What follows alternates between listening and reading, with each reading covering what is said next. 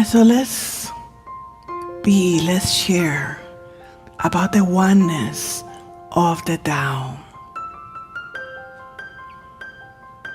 And allow me to read to you from the Tao, from the Tao Te Ching.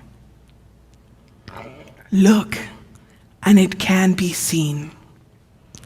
Listen, and it can't be heard. Reach, and it can't be grasped. Above, it isn't bright. Below, it isn't dark. Seamless, unnameable. It returns to the realm of nothing. Form that includes all forms. Image without an image. Subtle, beyond all conception. Approach it, and there is no beginning. Follow it, and there is no end. You can't know it, but you can be it. At ease in your life. You can know it, but you can be it. At ease in your own life. Just realize where you come from. This is the essence of wisdom. Just realize where you come from. This is the essence of wisdom. And so we cannot know it, we cannot grasp it, but we can be it. And so it's this awareness of the awareness. We cannot not be it. We are the Tao. We are part of that oneness. And so if you remember the sign of the yin and the yang together in their oneness, that's the Tao. And so that's who we are. Who we are individually, what we are individually, who we are when we come together with each other. We all have these aspects of lightness and darkness, regardless, no choice, no judgment as to what lightness or darkness means. Traditionally, the darkness is the female, the light is the male. The sun and the moon. And yet we all have this sun and this moon within us. We all have this light and this darkness in each of us. No judgment. Usually the darkness is the front side, because they look at it from the animal's perspective on 4 legs. Is the shadow, what gets the shadow, and our back would get the light of the sun, and so that would be the light and the dark. And so it's a different definition of how we may define lightness and dark. And so would we allow ourselves to explore, to go beyond definitions, to go beyond this thing that tries to, like in biology, we name things. We name the plants, we name the leaves. Everything is divided. And it just allows us as scientists to know. It's kind of like with language, right? It gives us the idea of we can all talk about the light, we can all talk about the lamp, we can all talk about the chair because we named it. And so with the plants, with the animals, the scientists do the same thing. They name them because they give us an ability to know what we're talking about, to everybody be relating to it. But at the same time, naming it can limit something. So how do we expand beyond that? How do we allow ourselves to be at ease, not knowing? How can we allow ourselves to be at ease, just being? Just in this moment, as we breathe out, as we release, as we let go, we are at one with the Tao. We are at one with each other. It seems impossible if we look at the exterior world. It may seem impossible. How can it be, Carmen? I don't think so, Carmen. Carmen, you're wrong. And yet, here we are at one with the Tao, at one with each other.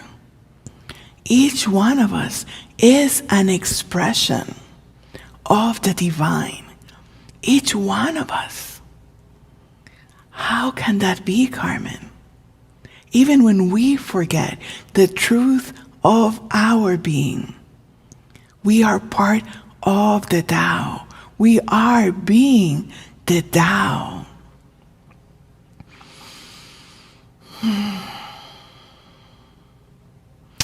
Allow me to read to you from the Tao Te Ching again.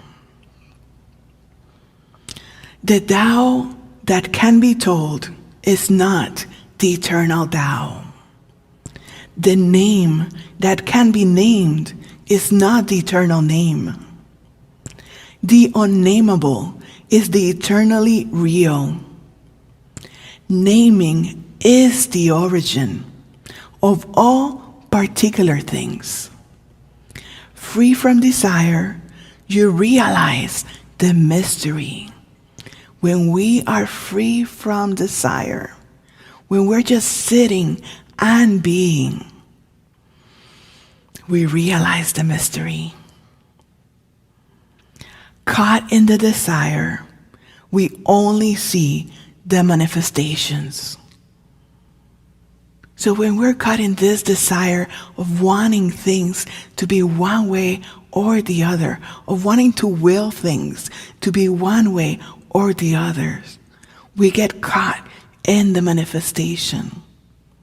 And when we release all our intentions, all the goodness of our heart to the divine, to the Tao, then in that moment, we are being the Tao. In that moment, we can experience what we are. We can be in that knowingness, in that awareness beyond knowing of the oneness. And the Tao continues, yet mystery and manifestations arise from the same source. This source is called darkness. Darkness within darkness, the gateway to all understanding. Free from desire, you realize the mystery. Caught in desire, you see only the manifestations. Yet mystery and manifestations arise from the same source. This source is called darkness. Darkness within darkness, the gateway to all understanding.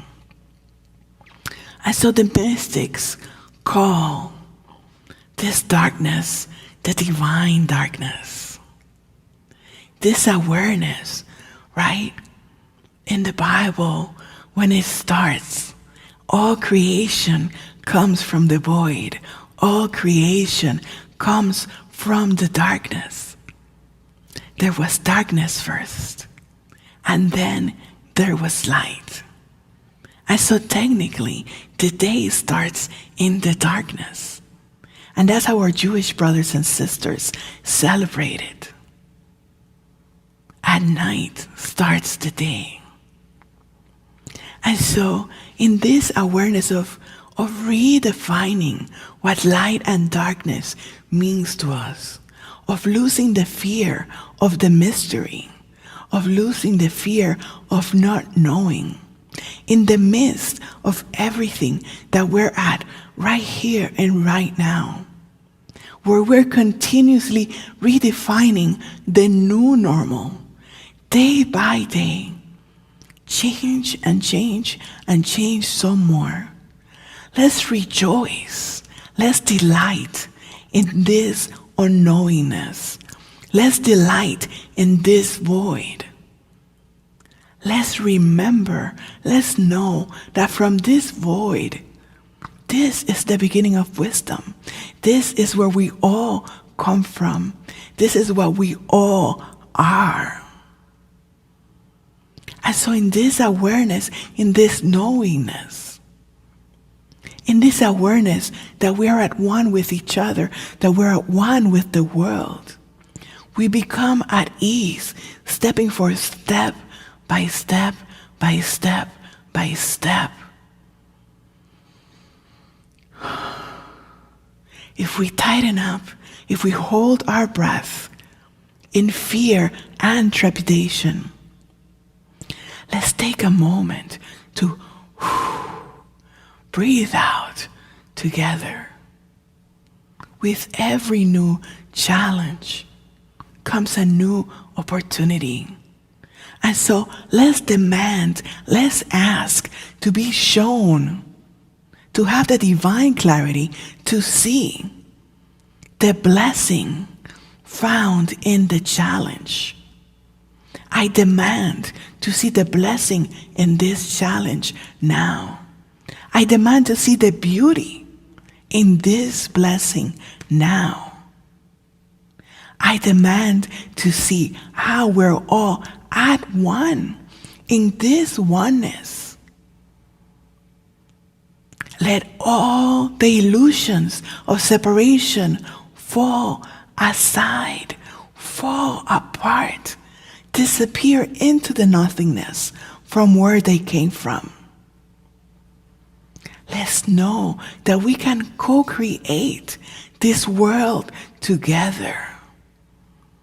That we can be at one and different at the same time. That our differences, our different gifts, our different talents, the different ways we look, the different ways we speak, the different ways we express ourselves, that is the gift of who we are. That is the gift of the oneness. That is the oneness in expression. We are oneness does not mean we are uniform. We are oneness means we are unique, we are powerful, we are blessed.